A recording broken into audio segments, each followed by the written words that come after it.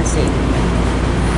Okay, so today what we will do here is we will now transform some of the data that has not yet been recoded so far.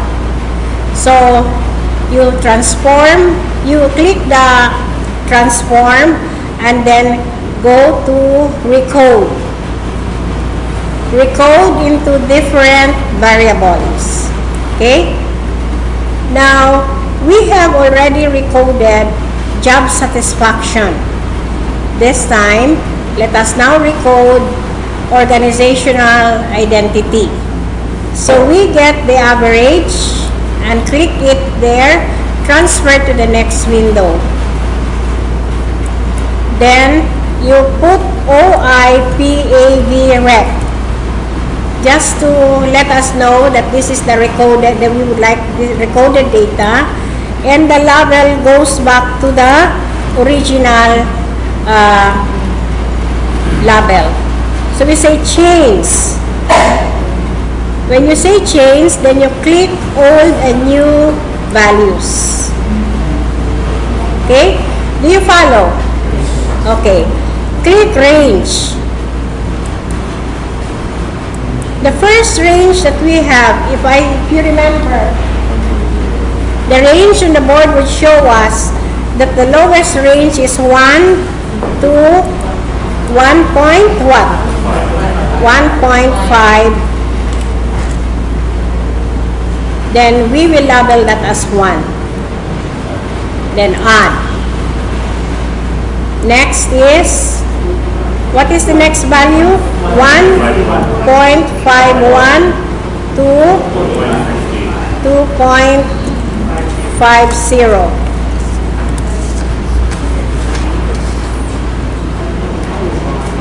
And that is 2. Okay, so we add. The next is 2.51 to 3.50. That is labeled as 3. Yes. And the last is 3.51 to what? 4. Okay.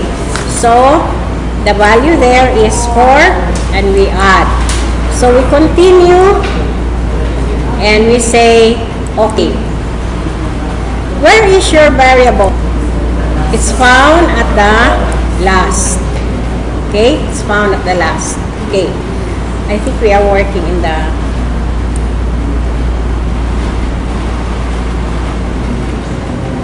Can we do that research? Asking for the new value for the recorded.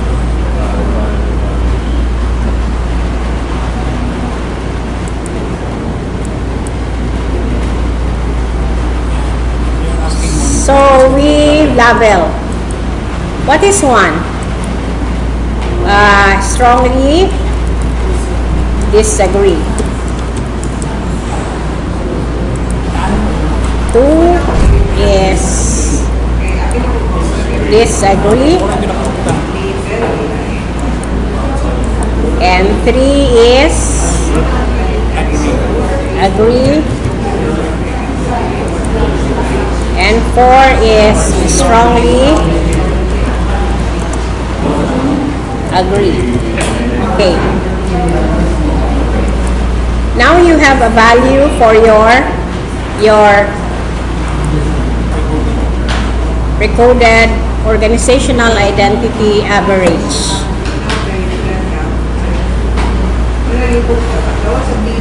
Okay. I will work on the data that we have. So we will have more or less similar. So I'll repeat that. They are all the same. No, this is job. Not yet pa. This is job satisfaction. Okay? Again, journey with me. We recode into different variables and then we recode organizational identity and we label. I'm fast now because I have mentioned that earlier, okay? Rec and then OIPAV and we say change. Old and new. So the range is, we start with 1 to 1.50. 50.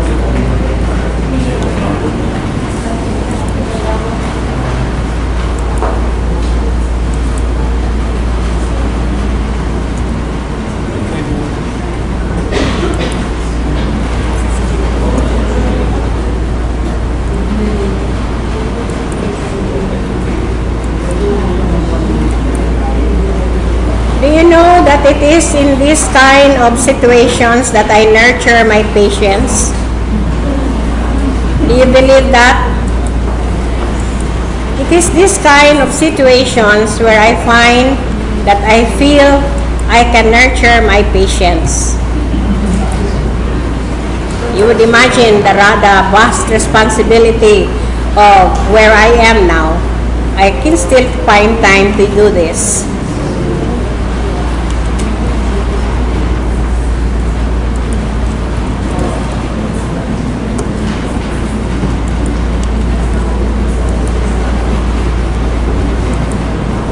Okay. If you will notice later, we will go into putting the label here. But what I want to do is to transform the rest of the variables, the averages. So we click the one that you see in the window, and then search for the next one, which is organizational.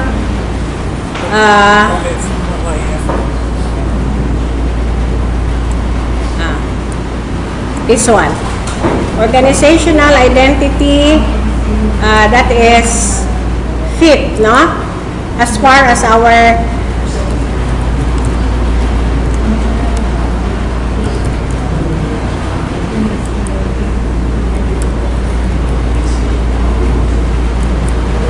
okay, you will notice that it has the same. So we just say continue and then say okay. You don't have to recode the whole thing again because it's already there. But you should be working at the time when you have opened it, because the next time you will open it, if you have closed it, that one is no longer there. So we will continue.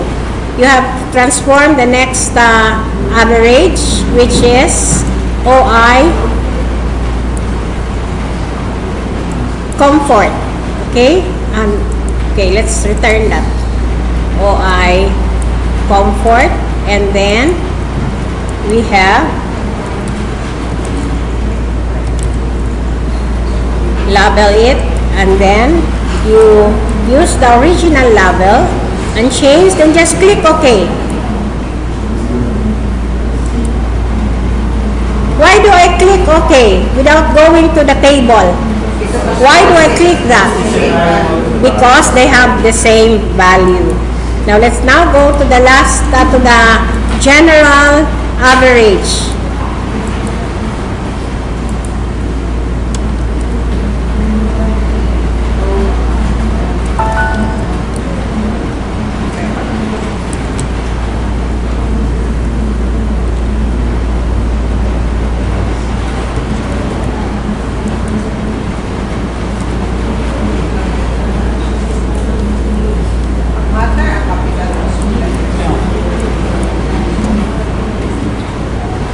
So now you can label that, and that goes through the same, all the variables that we have, averages. Now we go to commitment, that's the same.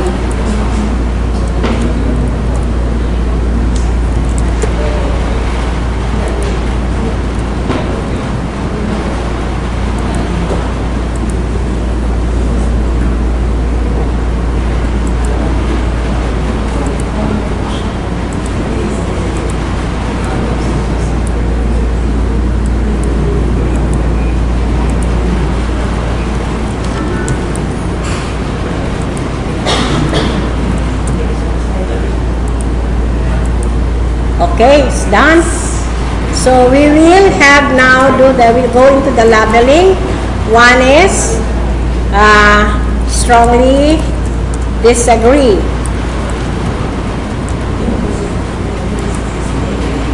Two is what?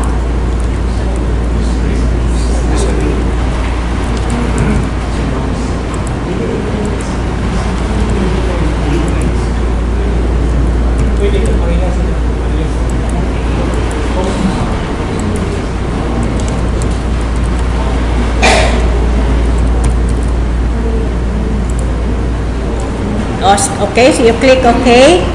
Because they have the same label, what you can do is just copy and paste. Okay, we're done. Anything more you would like to have? So we can proceed with our inferential stat. But the first thing probably before the inferential statistics is a demonstration on how to get descriptive data. Okay? So when we answered problem number 1,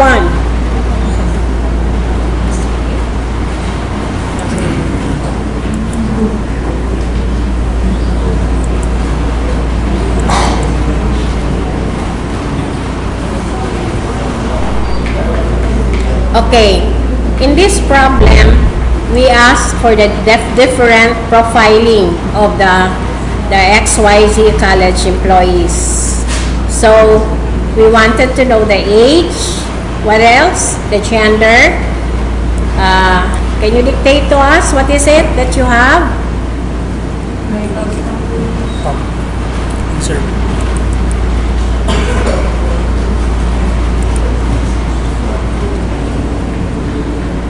Okay, we want to know the profile of the respondents or the employees in terms of age, gender, marital status, educational qualification, length of stay, and place of job assignment.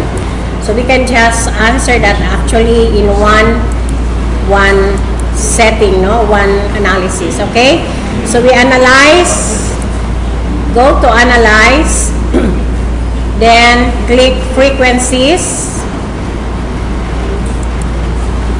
and then tag in now you cannot use age here because age is given to us in raw data.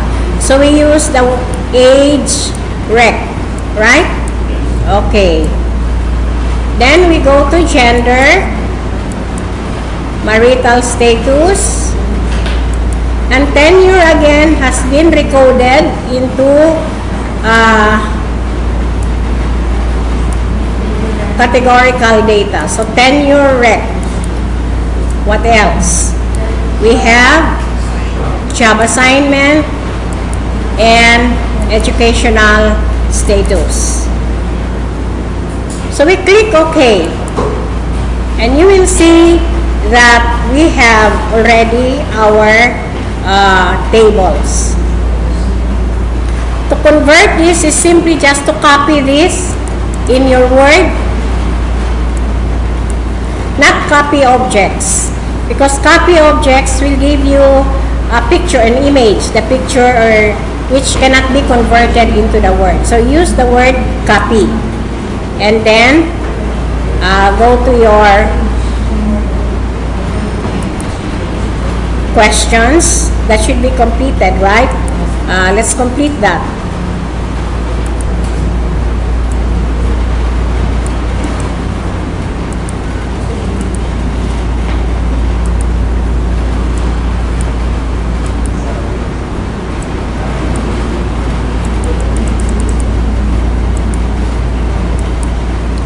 We already have a table for age, but just for the sake of demonstrating to you,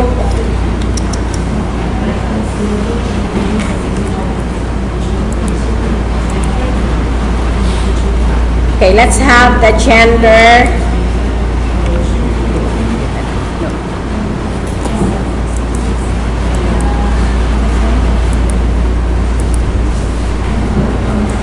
Okay, now we have the gender. What do? You clean that up. We said we only need 3 columns. So we delete columns and we only have 3.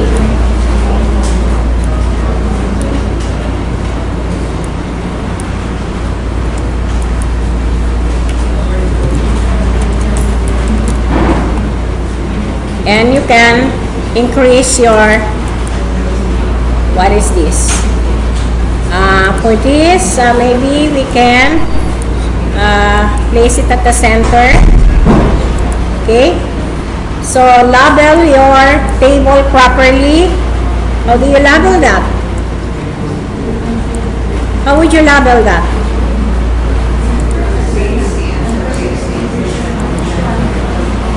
Table 2.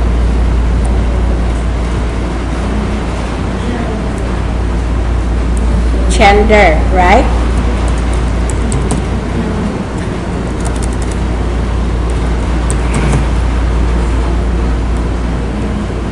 Okay. So you know now how to use your descriptive statistics, right? Okay. Now we will